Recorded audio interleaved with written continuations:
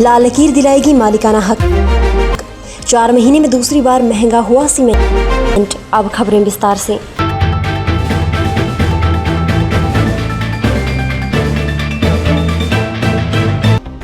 हिमाचल प्रदेश के सरकारी स्कूलों में पढ़ने वाले विद्यार्थियों को दी जाने वाली स्मार्ट वर्दी के अधिकांश स्कूलों में सैंपल पास हो गए हैं।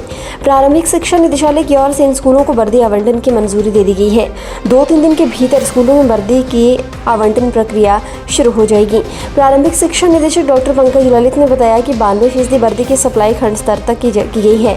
अधिकांश स्कूलों ने लैब से स्कूल वर्दियों की रैंडम जांच करवा ली है। पहली से 8वीं कक्षा के 8.5 लाख विद्यार्थियों को स्मार्ट वर्दी दी जानी है। चाहे सूखा पड़े या फिर जोरदार बरसात हो, अब रेलवे ट्रैक न सिकुड़ेगा और न ही धंसेगा। आईआईटी मंडी और यूनाइटेड किंगडम के वैज्ञानिकों ने एक संयुक्त शोध में ये दावा किया है।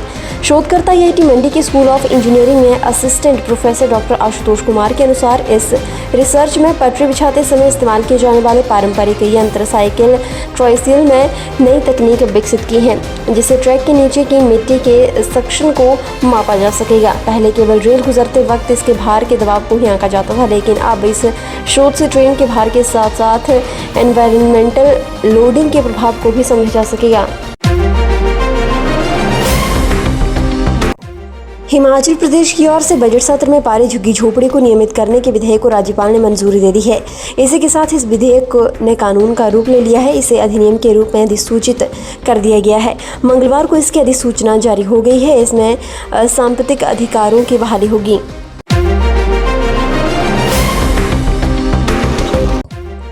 हिमाचल प्रदेश में 4 महीने के भीतर सीमेंट के दाम दूसरी बार बढ़ गए हैं। सीमेंट कंपनियों ने मंगलवार को प्रदेश भर में सीमेंट के रेट 25 से 30 रुपये प्रति बैग बढ़ा दिए हैं। 25 से 30 रुपये वृद्धि के बाद बाजार में परचून विक्रेताओं के पास 455 से 460 रुपये प्रति बैग पहुंच रहा है। इस दाम पर परचून विक्रेताओं का लाभ अतिरिक्त होगा। निचले हिमाचल में पूर्व में सीमेंट के दाम 435 रुपये प्रति बैग थे, जबकि ऊपरी हिमाचल में 440 रुपये प्रति बैग था। एसीसी और अंबुजा समेत अन्य सीमेंट कंपनियों ने इस साल जनवरी में भी प्रति बैग दाम में 10 रुपये की वृद्धि की थी। अगर बात अक्टूबर 2017 की करें तो उसमें हिमाचल प्रदेश में सीमेंट के दाम 350 रुपये प्रति बैग थे।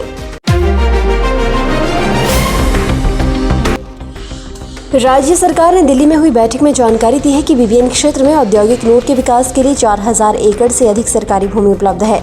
इस भूमि का स्टेट ऑफ आर्ट एकीकृत औद्योगिक क्लस्टर विकसित करने और बेहतर आवासीय एवं सामाजिक अधोसंरचना की स्थापना में उपयोग किया जा सकता है। इसी कड़ी में राज्य सरकार के एक प्रतिनिधिमंडल ने मंगलवार को निदेशक उद्योग राकेश प्रजापति के नेतृत्व में नई दिल्ली में राष्ट्रीय औद्योगिक कॉरिडोर विकास निगम समिति के कार्यालय में आयोजित हितधारकों एवं परामर्शदाताओं संघों की बैठक में भाग लिया। हिमाचल प्रदेश शिक्षा विभाग ने प्रदेश के सरकारी स्कूलों में दाखिलों की अंतिम तारीख 25 अप्रैल तक बढ़ा दी है। पहली से 12वीं कक्षा में 25 अप्रैल तक विद्यार्थी बिना लेट फीस दाखिला ले सकेंगे। इससे पूर्व 1 से 7 अप्रैल तक अब दाखिलों की अवधि निर्धारित की गई है। 5 अप्रैल से 9वीं और 18 अप्रैल को 11वीं कक्षा के नतीजे निकलने के बाद शिक्षा विभाग ने 25 अप्रैल तक दाखिलों की तारीख बढ़ा दी है। हिमाचल प्रदेश की वादियों में सैर सपाटे के लिए आने वाले सैलानी अब मनाली लेह नेशनल हाईवे पर पटसेऊ तक जा सकेंगे। लाहौल स्पीति प्रशासन ने इसकी अनुमति दे दी है। हालांकि मनाली से शिंकुला दर्रा होते हुए कारगिल जाने वाले हाईवे पर सिर्फ जांस्कर घाटी के स्थानीय वाहनों को ही जाने की अनुमति होगी। सीमा सड़क संगठन ने बीते 24 मार्च को मनाली लेह हाईवे बहाल कर दिया था। लाहौल प्रशासन की टीम ने सड़क का निरीक्षण करने के बाद सड़क को पर्यटकों के लिए खोला है।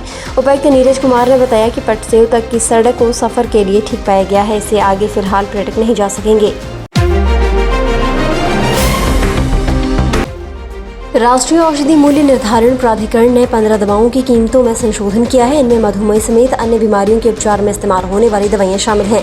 एनपीपीए ने मंगलवार को कहा कि मार्च के अंतिम सप्ताह में हुई प्राधिकरण की बैठक के बाद कीमतें निर्धारित की गई हैं। जो कंपनियां इन दवाओं का निर्माण कर रही हैं उन्हें एनपीपीए की सिफारिशों के अनुसार नए खुदरा मूल्य तय करने होंगे।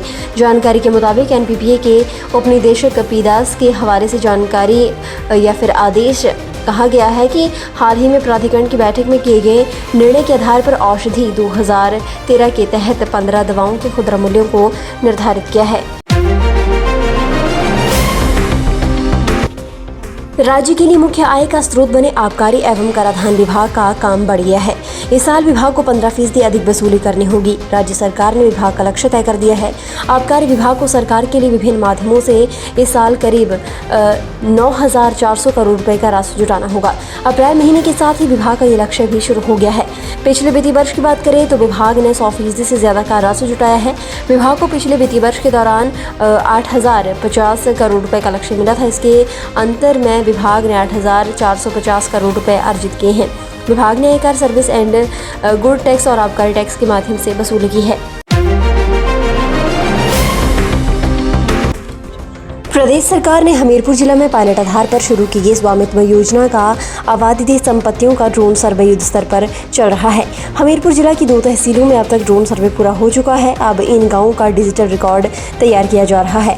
लोगों को आबादी अथवा लाल लकीर में संपत्तियों के मालिकाना हक प्रदान किए जाएंगे। इसके लिए लोगों के प्रॉपर्टी कार्ड बनाए जाएंगे जो कि आधार कार्ड और मोबाइल नंबर से जुड़े होंगे।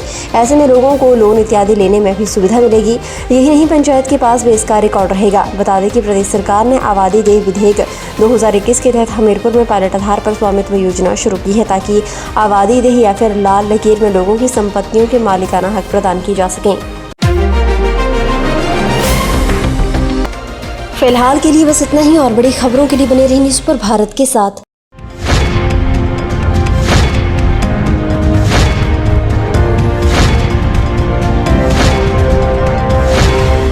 न्यूज़ सुपर भारत आप तक पहुंचाएगा हर खबर सबसे पहले।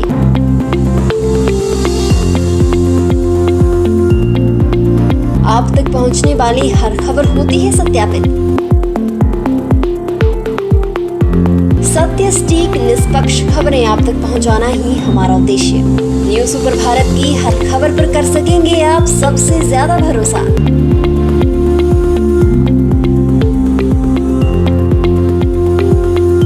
न्यूज़ सुपर भारत, नया उभरता भारत। हर खबर निष्पक्ष दिखाता है news super Bharat. News super Bharat से जुड़ने के लिए फॉलो करें हमारे फेसबुक पेज NSP न्यूज़ को।